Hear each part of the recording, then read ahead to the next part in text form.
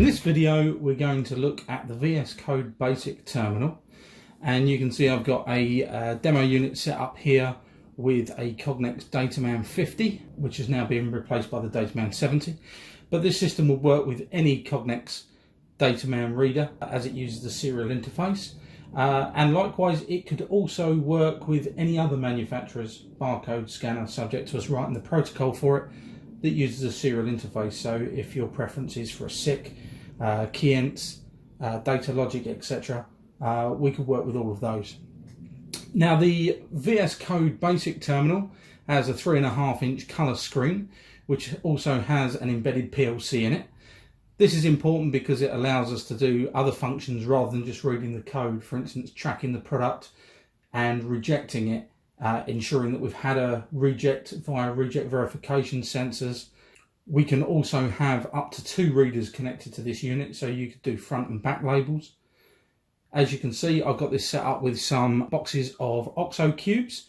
If I turn this box round, you can see that there's a barcode on the back that the Dataman is going to read.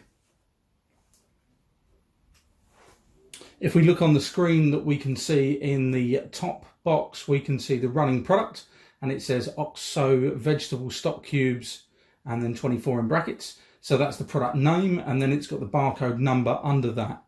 You can also see the last read product as the name and also the number. Now it's possible to use this without any kind of product database. We'll go over the various ways that we can enter a new code in a second. And first of all, we'll start this up and we'll get this running. So if I just press start on the conveyor, you can see our counters are going up, and we've got our totals and our passes and our last read code. Now I'm going to stop that there, and I'm going to replace one of the boxes with a red beef box. And I'm going to start the conveyor again. Now, as soon as it's read the incorrect code, it stops the conveyor. This could be wired to a reject device. This one happens to be wired up for a stop. So it tells us that the incorrect product has been detected. Now, I can't start the conveyor until I've acknowledged that on the screen by pressing reset. And you can now see that we've read a total of 20 codes in the statistics panel. 19 of them have passed, and one of them was a wrong code. You can see that the last read code was OXO beef stock cubes and the barcode that it's read. So again, if I press start now, again, once it's read the beef, it's stopped again. So I'm going to swap that back with the vegetable code.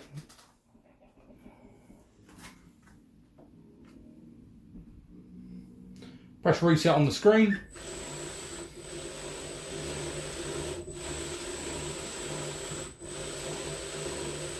And off we go.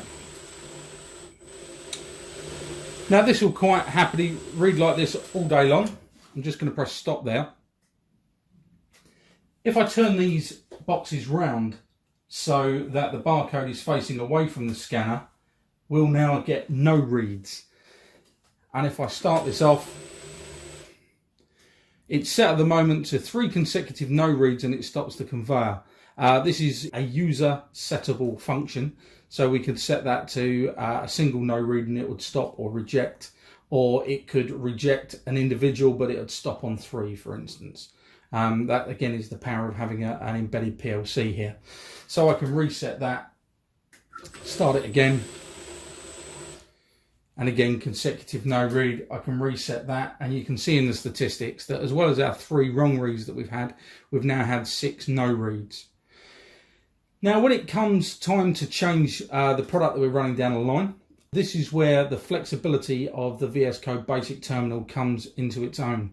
There are various products available on the market that allow you to just place a new product on the line, press a teach button, and you can start that off with a new product. This also has that function. There are some that allow you to type the code in. Again, we have that function too. There's also a product database, so we can select what's going to be the next running product from our list in our database. We can also optionally add a handheld reader to this terminal so that we can scan a code, and that then becomes the next running product on the line. So if I press change product, it gives me the three options. I can load a product from the library, enter the barcode, or train the last read code. So I'm going to load the product from library, and I've got these arrow keys I can go through. So the first product was vegetable, the second product is beef, the third product is chicken. I'm going to load that product, and it tells me it's sent that to the reader and that's been accepted. I'm now going to take the vegetable products off, and I'm going to place the chicken product on the conveyor. I'm then going to press start.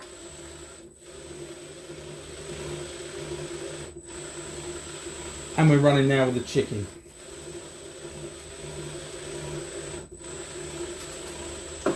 If I was to place the vegetable on there, incorrect product detected. So this is the vsCODE basic terminal. Allows you to verify your barcodes on your production line. This will also work with 1D and 2D codes. It's a simple, easy to use, cost-effective terminal for controlling various manufacturers' barcode readers, available from Visicon.